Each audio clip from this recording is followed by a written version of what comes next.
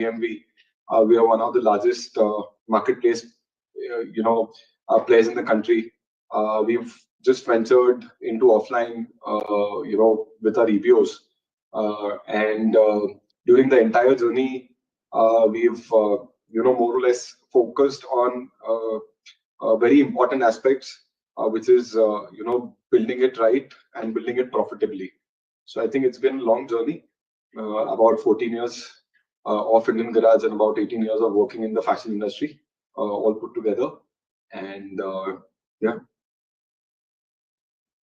Amazing, amazing. Like rightfully said, the GTM for offline versus online, it's so difficult, to sort of balance. And I have a bunch of questions actually from everybody who's a part of this webinar. Like questions have come in from all over.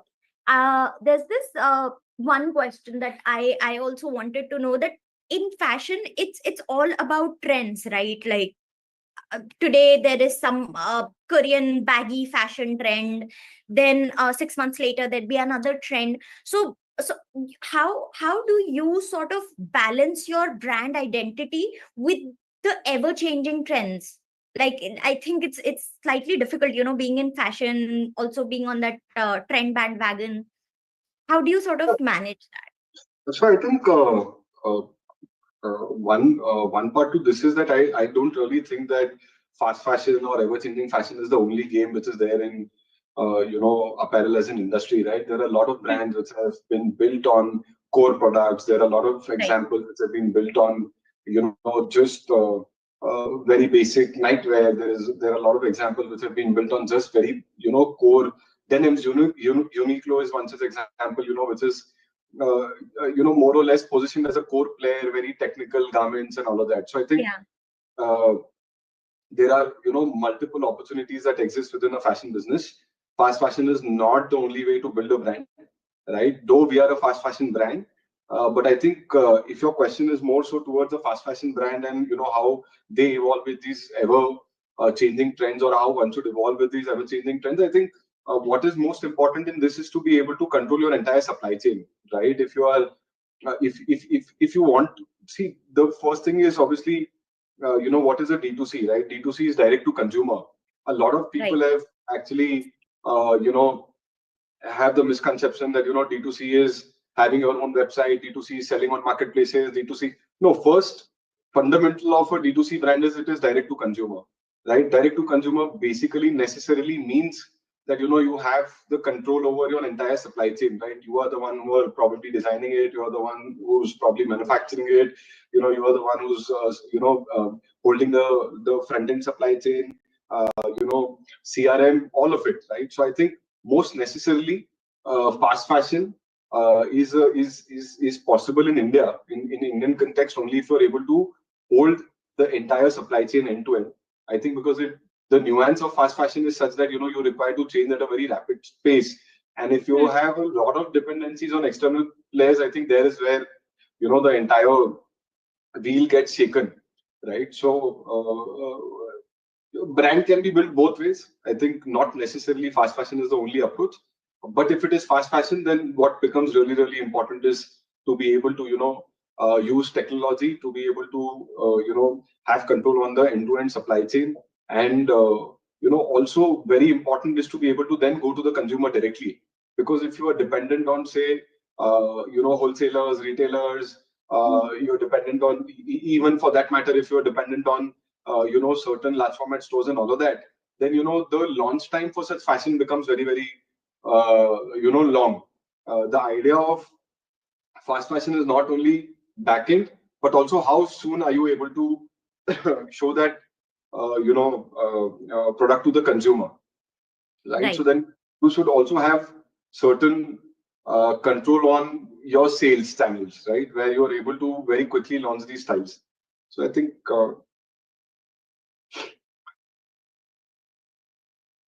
Great. Um, Thank you. I mean, like that was quite insightful.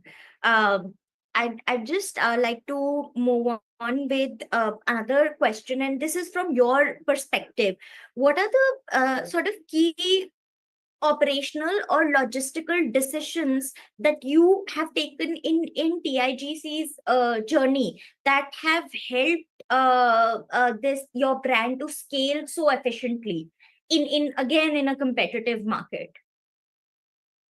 So I think first thing is more than the operational or logistical decisions that we've taken. I think it's been 14 years, so I would have taken a lot of decisions, and to list out a few would be very very difficult, right? And to list Right, out the ones that really changed our path also would be very very difficult, because you are basically as a founder, hmm, going back to the drawing board every single day, and looking at uh, how you can do things differently, how you can improve the current processes.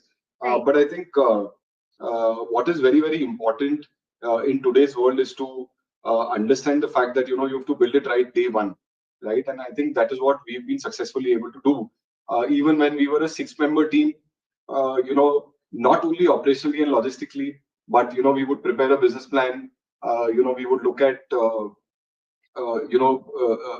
we would look at the key growth levers that we are going to hit for the year, right? And along the way, then in operational operationally and logistically, once you have a very very clear idea of where you want to go, you will encounter numerous problems, right? And some of the problems that we've really solved for in the journey, which are something like a very tech-driven approach, right, which did not exist until 2014-15, right? So, just as you asked me, using technology mostly to understand what is selling in the market, how we can hmm, do deeper forecasting of, how many units can we sell, also identifying trends early. So, I think one obviously operationally that we've solved is tech. Second, I think we've been more or less a SOP driven company. So when it comes to growth, वो बोलते हैं ना कि when you're constructing a building, the strongest thing has to be your foundation, and then you can construct multiple floors, right? जितना foundation strong होगा उतना हम उसके ऊपर multiple floors बना सकते हैं. तो I think operationally सबसे ज्यादा important ये है कि हम पहले दिन से right SOPs डालें, so that when the time is for growth, the company doesn't get shaken, right? We right, scale from 20 crores to 300 crores in a period of 3 years, which is like a very very humongous growth, and we did this without money, right? Without any external funding, only through internal revenue source or whatever profits that we were generating. And all hmm, of this was possible, and the scale was possible because day one we structured it right. When you were a 5 people company, the same structure was followed, and today when we are a 500 people company, the same structure is followed. So on the way, we solve for tech. On the way, we also solve for dynamic manufacturing. I think when the fast fashion trend started pouring in the market, we also had to redo our entire manufacturing right, strategy, right? And we had to literally go back to the drawing board and say, okay, how can we start from zero again, and say, how do we, turn around the fastest? How do we catalog the fastest? How do we deliver the fastest? So, from a very, very, I would say a basic warehousing facility, we moved, and we visited a lot of these Myntra, Flipkart, and all of these warehouses we visited just to take learning of how the D2C warehouses operate at full scale efficiency. So I think we also solved a lot for warehousing, right? We built our warehousing to suit D2C, right? And I think we also during the journey solved a lot for scale, right? How do we not get, how do the numbers stop to matter beyond a certain point, right? Like, say for example, if I'm making 1 lakh, right, and hmm, I dream of making 10 lakhs, it should not scare me, because I should know that scale is something that I can solve easily if I'm able to structure the entire process right. Right. So I think we also scale, we also solved a lot for being able to scale at the right time. Right. So I think operationally and logistically, there is, uh, there are no specific or there are no turnaround ideas that you can have. It is just that on your journey towards growth and on the journey towards scaling, you will keep encountering these issues, and you will have to keep, uh, you know, uh, I think the most important word there will be technology, like how you can take help of technology to solve. And most of these technologies already exist also, to say, right? Like when we started scaling, we faced the problem of how do we expose inventory to multiple marketplaces, right? And there was like Incref and Unicommerce, all of these guys were already solving for it. Right. So I think a lot of these problems that kept coming, we kept exploring. Uh, we kept exploring technology, and we kept implementing technology, and I think that really helped us scale, right? Beautiful, beautiful. So, Anand, I just want to understand. Okay, like you started in 2010, 11, and then you've been nicely building out your brand and you've been scaling efficiently. Do you think that today, if any startup, like an apparel startup, were to have the kind of success that TIGC has, time is time anywhere even a factor? Like, does it take so much time to be where you are, or can startups even dream to be where you are in the next 2 years or 3 years? Is it even possible? Is it even a reality in the apparel space? I think Subjective question, this is a like, very just subjective question, right? And I think when we started, even technology had not evolved as much, right? But right. today, there is a lot of tech which you can use. Say, for example, back those days we had to take all our feedback on all the merchandise from the retailers, right? Huh, Today you have tech which will tell you which product is doing good, which is not doing good, right? right. Those days we had to actually go to the market and understand what are the gaps in the market. Today, Amazon or a Myntra or a Flipkart or your own D2C, you have the search keyword results where you can go and see ke bhai, where the customers are bouncing off, and then you can target that particular category, and then you can start exploring that particular category. So I think but I think very importantly, at least in fashion, it's a very difficult place to scale, especially if you are a if you are a D2C, right? It's a very very difficult place to scale in terms of volumes per se. But can it be done in 2 years, 3 years? If you're able to identify the right spots, also depends on you know what kind of market share are you really looking at. Are you wishing to do 200 crores? Are you wishing to do 300 crores? Do you wish to do 500 crores? Do you wish to do 1000 crores? I think it really depends on, and what spectrum of market do you want to operate at.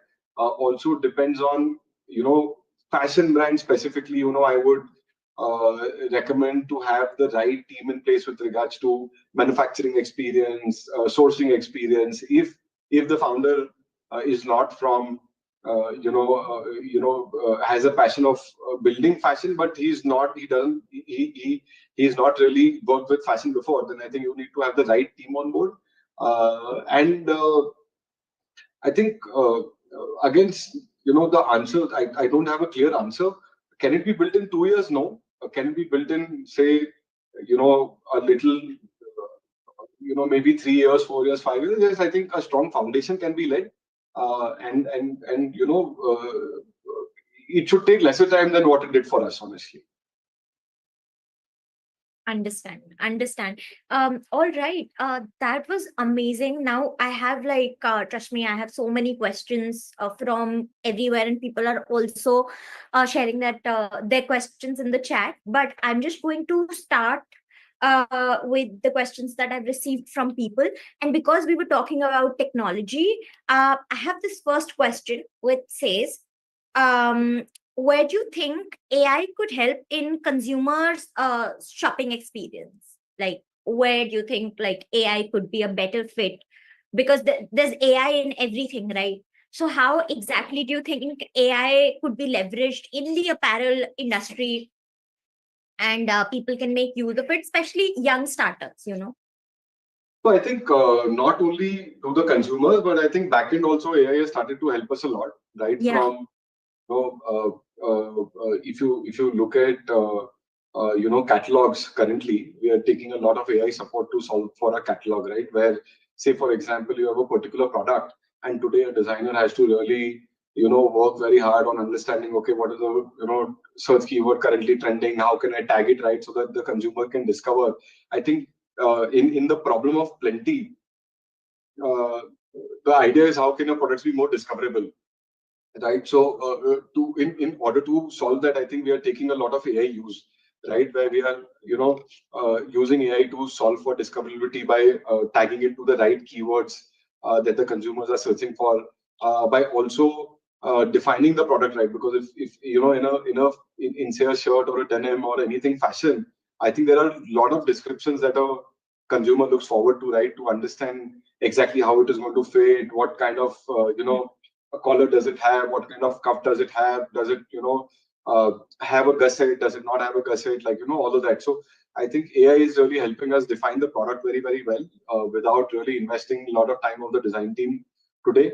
Also, it is helping us catalog really fast. You have AI solutions where you can just probably take a raw shoot of the garment, and then you can use an AI model to do your catalog. So I think that is one space where we are using AI for the backend. AI is also being used to generate designs now, right? You can use AI for generating designs, right? Like say for example, there is a particular trend and you want to launch the trend fastest. You can always use AI to scrape world over, and you can ask AI for output on similar designs, etc. So I think design is a space where we are increasingly using AI. On the sales front, I think for the consumer, it really helps the consumer for personalized recommendations. I Right. think it also helps consumer to be able to search much faster. Also, on the side of customer support, I think consumer will get a lot of help from chatbots, where if he's not able to, say for example, you have limited capacity on your CRM, and the consumer actually faces a lot of trouble going through all of ticket raising and return request and refund and all that. I think chatbots is something that will ease the consumer's life. And I think most importantly is discoverability. I think AI can solve for both your discoverability of the product and the consumer search for the product, right? So I think it's a brilliant, it's a brilliant innovation, and I think this is going to play a very crucial role in building up the future fashion space for all of us. Yeah. Yeah. Like AI has become a part of our lives. Like it's just so in our day to day, we don't even realize where we are using AI.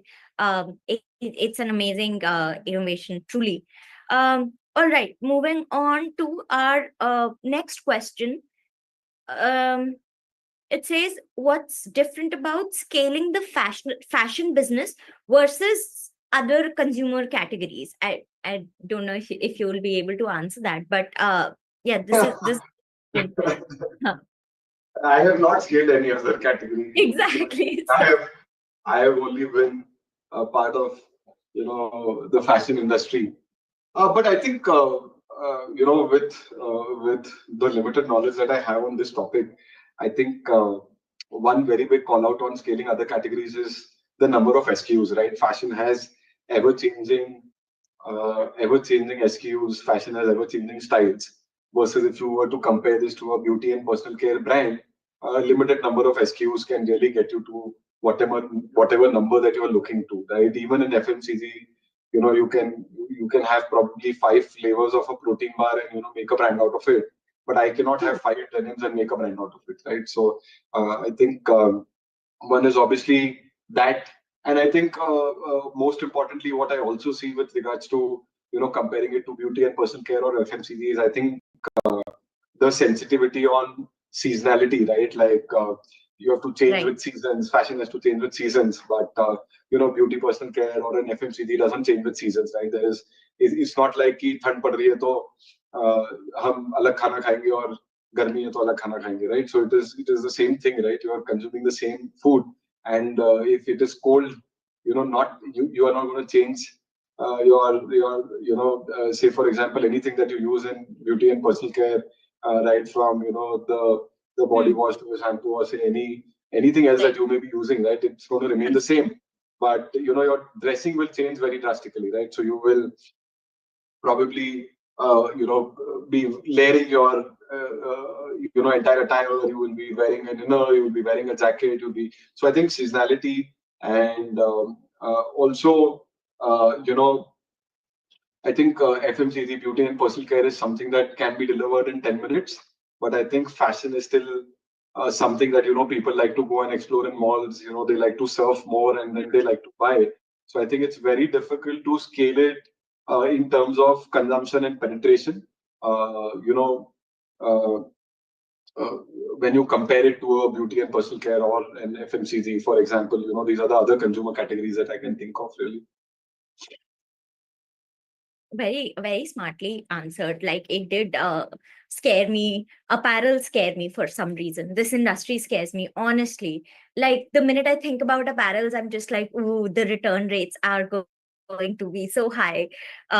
It's Oh, scary. well, look, see, there is size, right? Which Mm, is, I think, the biggest disappointment, right? Like everybody has their own, you know, uh, has their own sizing and has their own liking towards a particular fit, not right.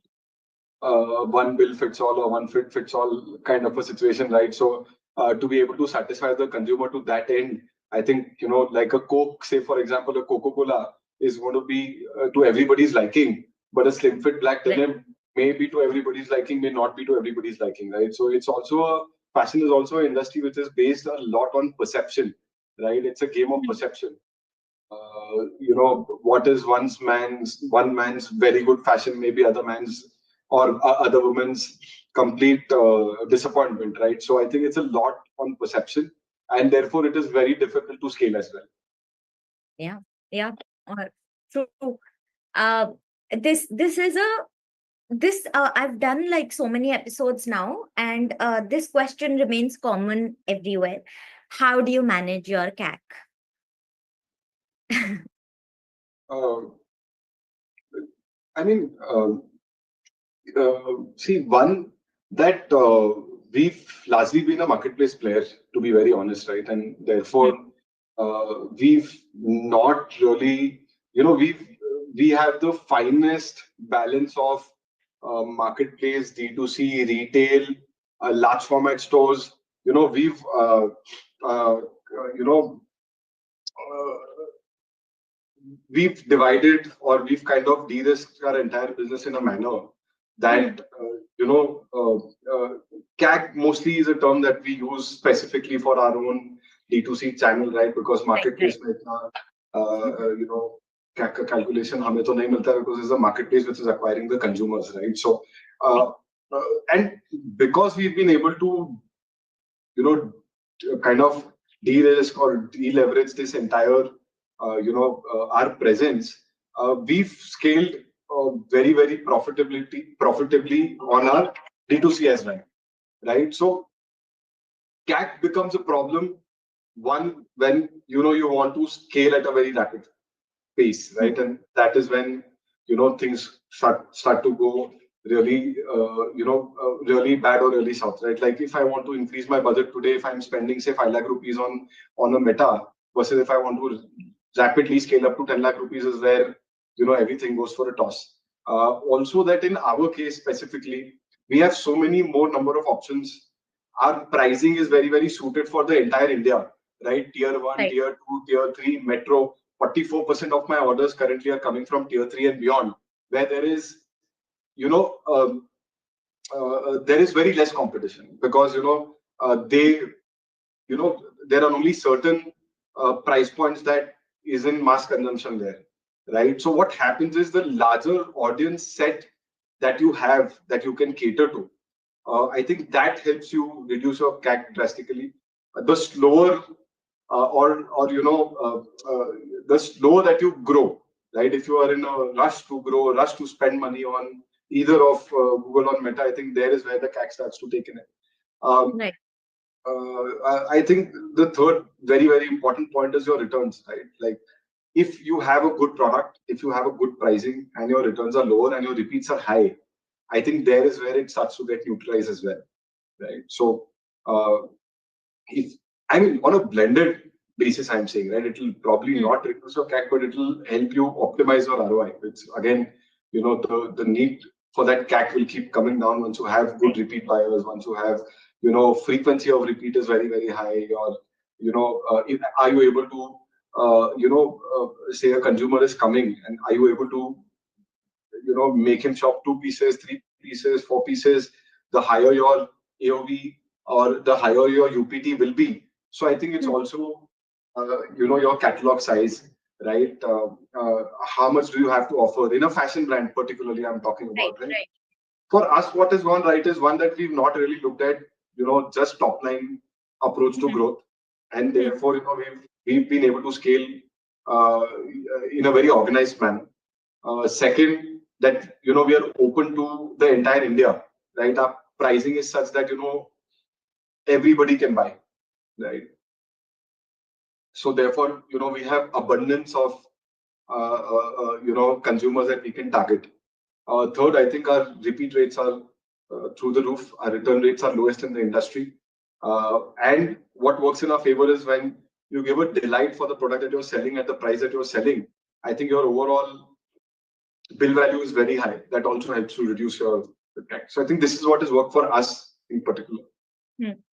Interesting, interesting. I would just love to double click on the pricing strategies across the tiers. If you could just shed some light for anybody who's just beginning to start their business in apparel. I'd love to know more about how you got into this pricing like this. You repeatedly kept saying that we're open to all of India. Everybody in every tier finds us very affordable and wants to relate to us as a brand. So I'd just love to know about your pricing strategies there, and So what led to a thing that this is the strategy I want to go for. uh, I think that's basically been a secret sauce, right? And I would have otherwise charged for this question, uh, but in the interest of giving back to the community, I Yes. think as I told you, right, we build it right day one, Hmm. right? And by that I mean, in true sense, we are D2C. So you have to control. Uh, at another insider D2C insider event, I was a speaker, and I was asked a question as to how do you balance profitability, and in sales, like how do you know, okay, what price to sell at so that you can make money. And everybody else was trying to explain, okay, you have to look at price elasticity, and you have to look at this, and you have to look at that. And I was the last one to answer that question. And I said, uh, profitability never comes from sales. And everybody was just looking at me, and I was like, profitability always comes from purchase, right? Hmm. The better you purchase, your margins are going to be better. It is never from sales, right? Because at a certain point in a commoditized product like apparel, you cannot overcharge a consumer. You cannot, sell on the name of a brand. Indian consumer that way is very, very smart. So I think the answer to your question is that the essence of price lies in the fact that we control our entire supply chain, right? Even today, at this scale, I think we buy every single meter of fabric. We do not do any white labeling. If you start white labeling, you're ideally sourcing the same product that could have been sourced for a 20%, 30% lesser price. Hmm. And then you're charging that to the consumer, right? Also that unlike every other D2C fashion brand that has scaled, what differentiates Indian Garage with the entire industry, I would say, is the fact that we've never charged the brand to the consumer. Our idea has not been that, now, okay, there is a demand for the brand, you're selling 500 crore worth of merchandise, you've got about 1.5 lakh Instagram followers, you've got 3 stores, now there is a pull of the brand that you've been able to Right, generate. right. Why don't you go and charge 100 rupees extra and improve your profitability? We've always looked at profitability from the point of view of purchase. The higher we go in scale, the Huh. better we are able to offer the consumer, because our purchases keep on and our expenses keep diluting with time. Like, with every additional resource, you can get way more higher outcome after a certain point. So I think it's also a lot to do with our thought process as a brand, right? We want to be able to pass on every benefit that we get as a brand from the scale that we are operating in India to the consumer. While I think the thought process really has been for the industry to be able to, move up the ladder, premiumize. And I think we've done just the reverse, right? We've said the more, the more quantum, the more volume, the more value that we generate, we will keep passing it on to the consumer. So we signed Surya Kumar Yadav as a as a brand ambassador. But we signed him when we were already hitting, I think, close to 200 crores, right? So we didn't want to get a brand ambassador to reinforce Indian Garage as a brand until we knew that we will not charge that back to the consumer, right? Right. Otherwise, you say get a brand ambassador, there is a cost to it, and then you start charging it to the consumer. So everything keeps getting added on to the same consumer, right? And therefore, at some point of time, you start becoming irrelevant, right? The consumer may see. I'm just saying this for 99%, founders who would probably be building commercial companies right now and not say, you know, the journey to building a legacy has not yet come. If you were, a 100-year-old brand, this would not stand true for you, because then you would be wanting to premiumize as much as you can, right? Because you would want to make it unaffordable. But I'm talking about the general market as such, right? So I think one, that we hold the end-to-end supply chain, and the other is a lot to do with our thought process of not charging back the consumer the goodness that we get from the same consumer.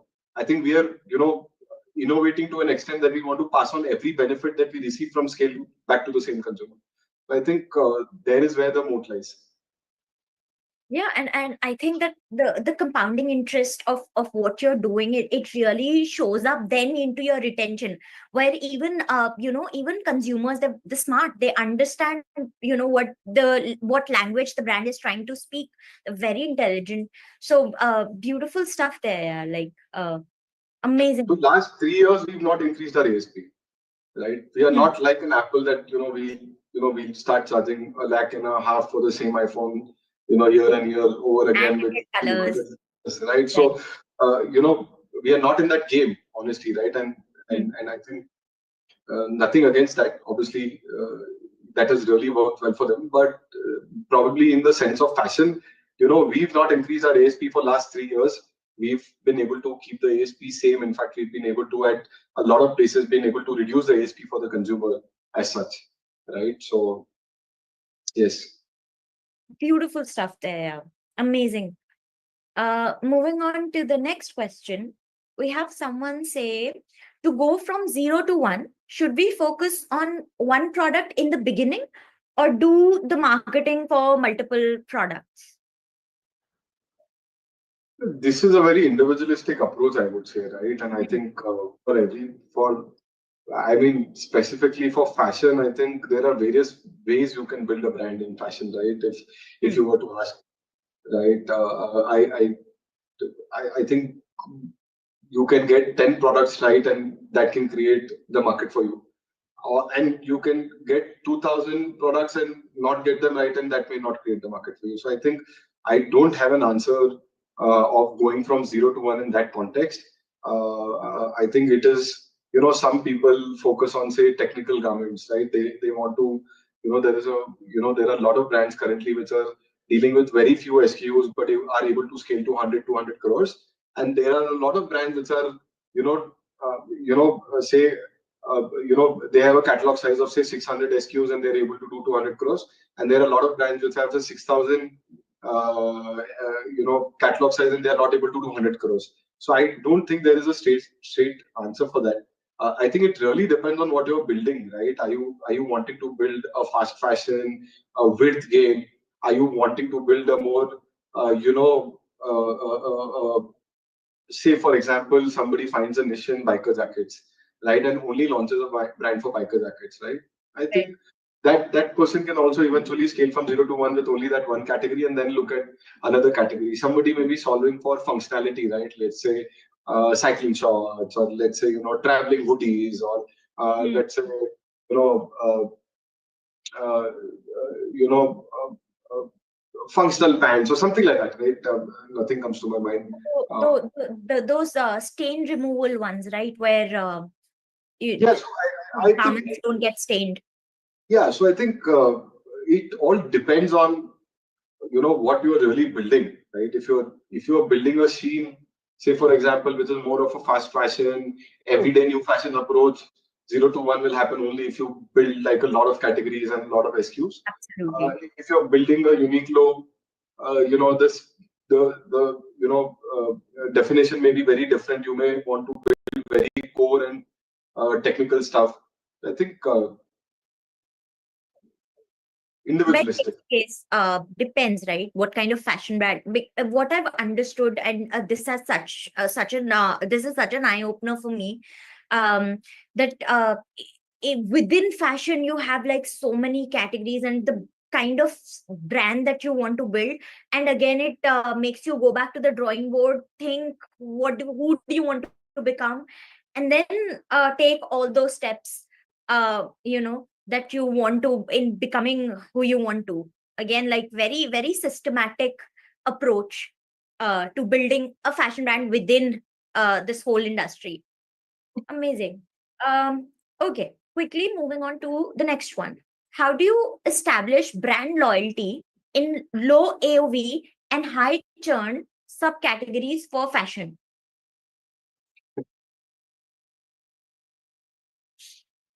Matlab, how do I answer that? Like, it's such a, it's such a, You've been answering so well, just by the way.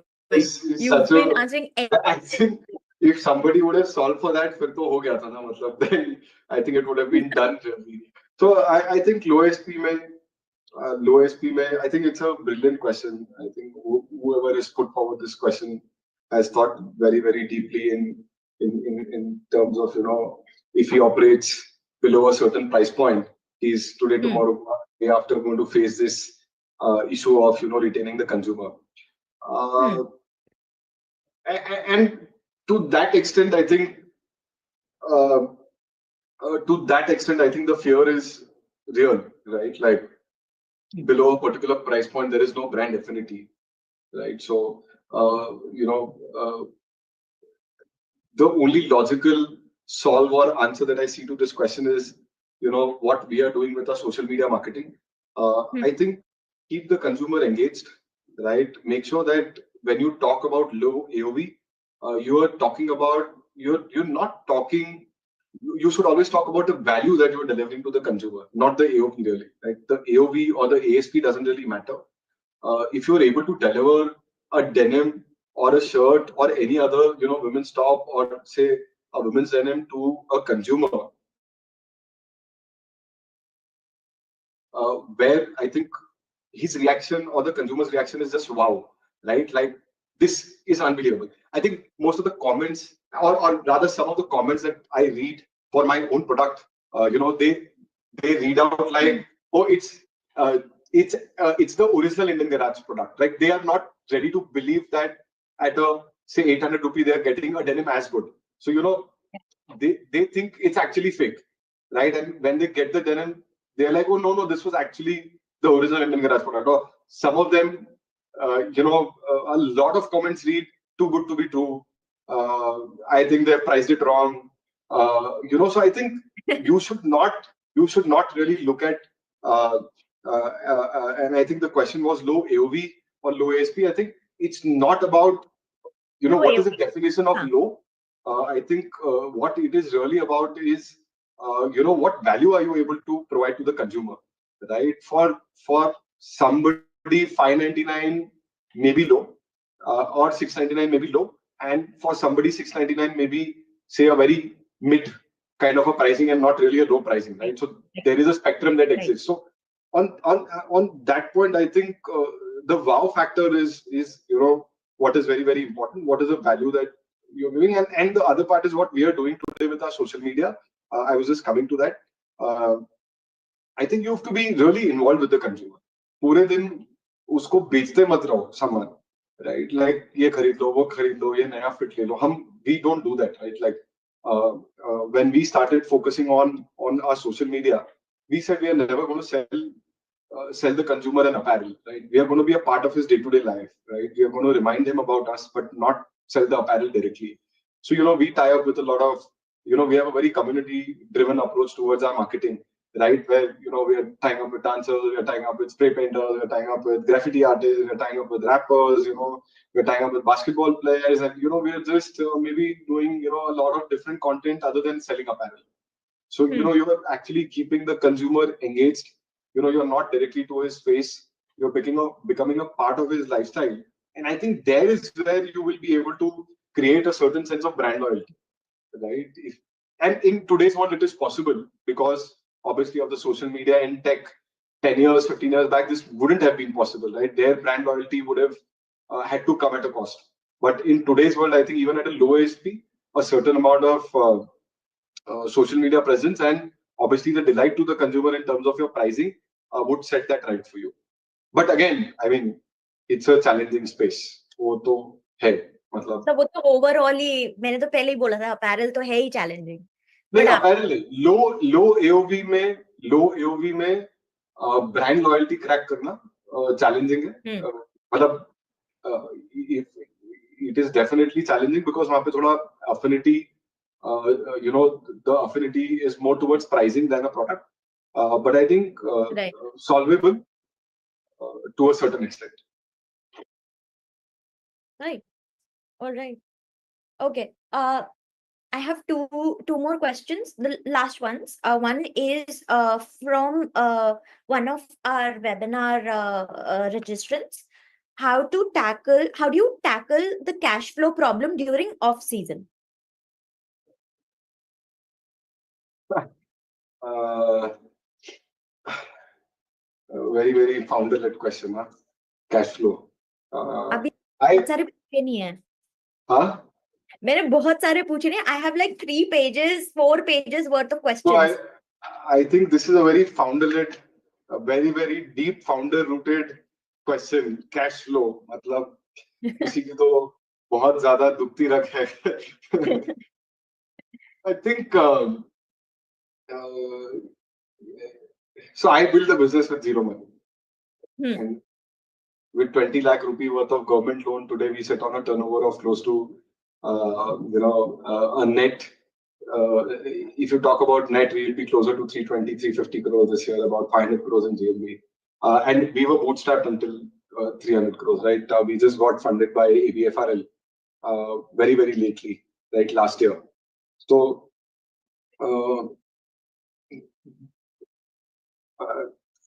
I think cash flow, when you're scaling, will always be a problem.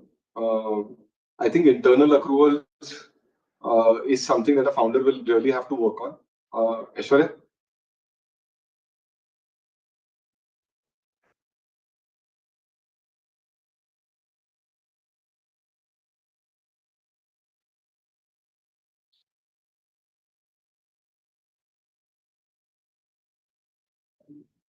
Hi Anant, Divya here. Just give us 2 seconds. There's just some connection issue.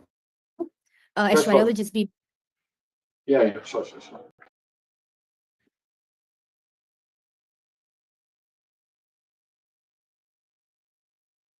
The recording has stopped.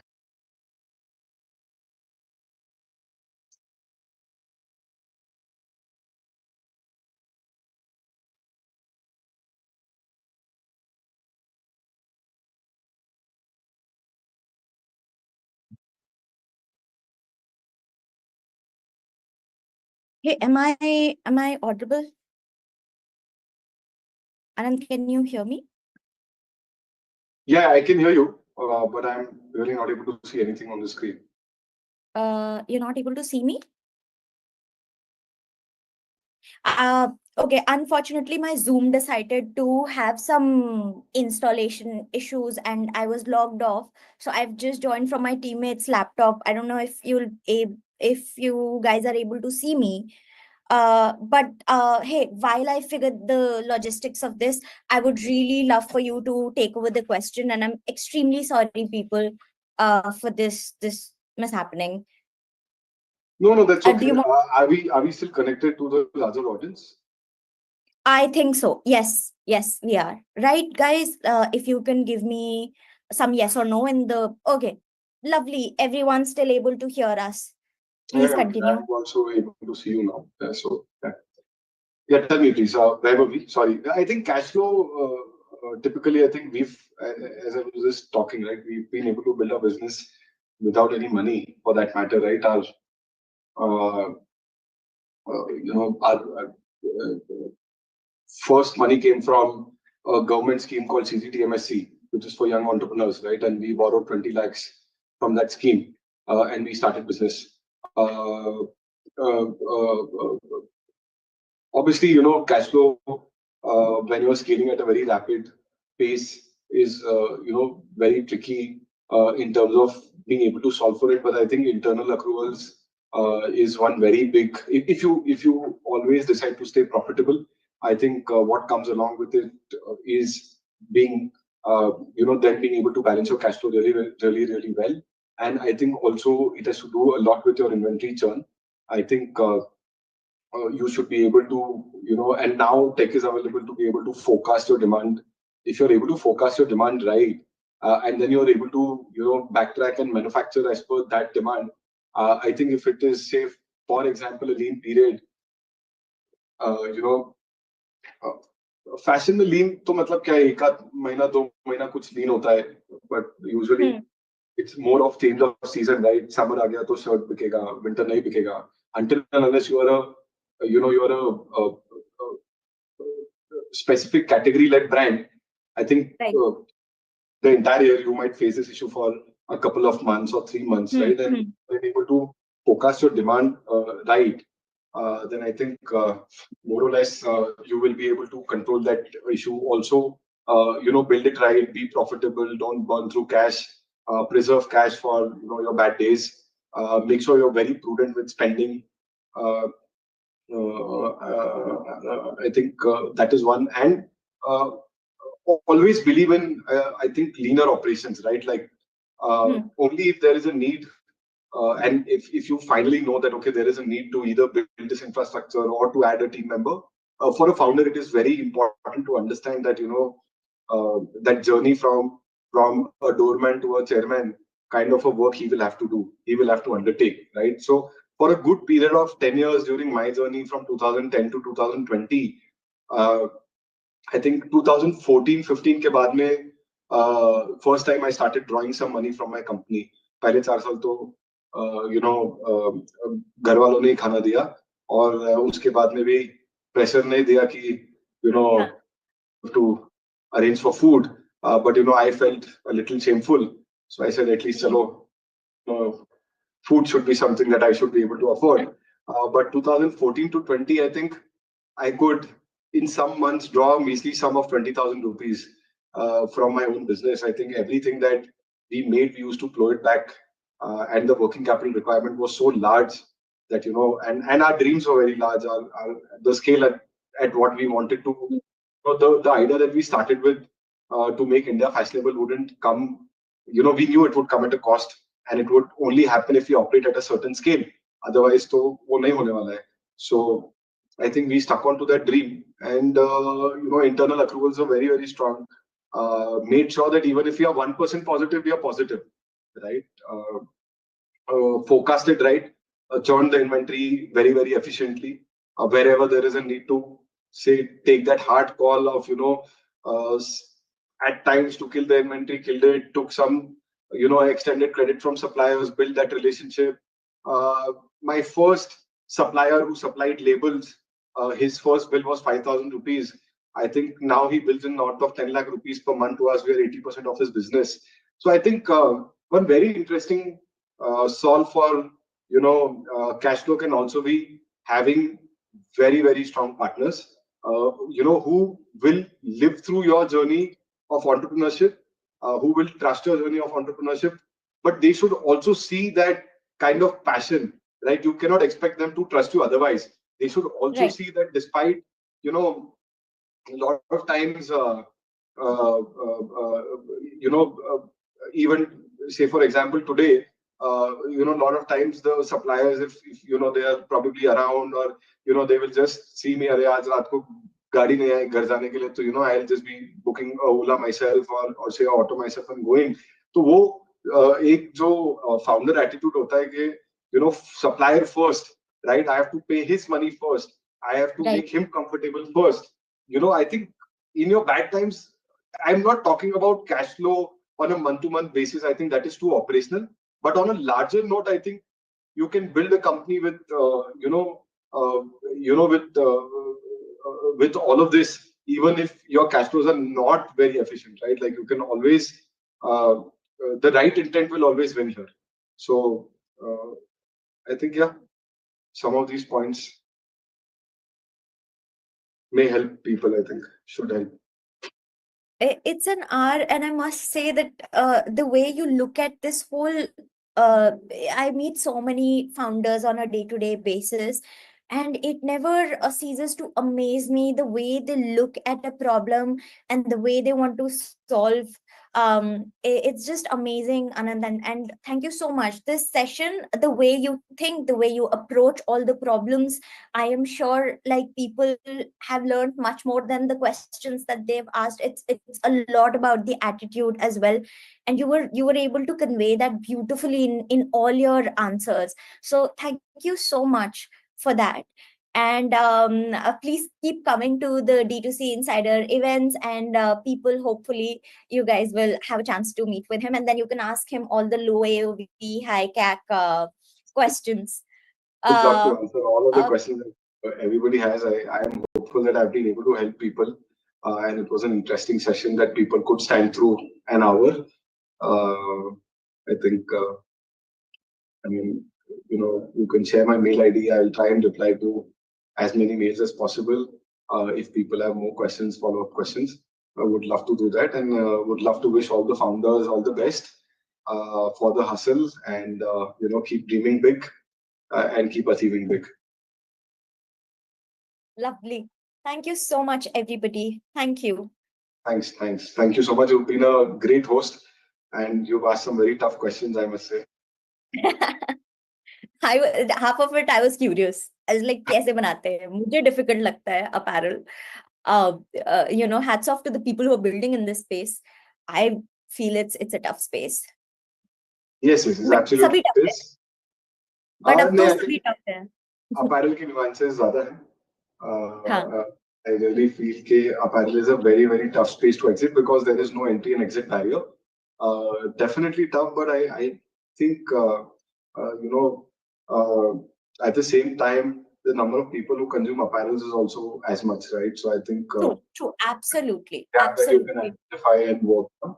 And I think, we will definitely see from some of these participants that they'll build some great apparel companies. Yes, please do hit Anant on LinkedIn. I'm sure if he gets time, he'll be happy to answer your questions. He's been very helpful in giving back to the community.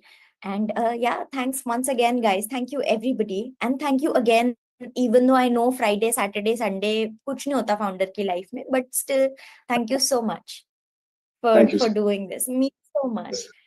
All right, guys, everybody, thank you. Bye-bye.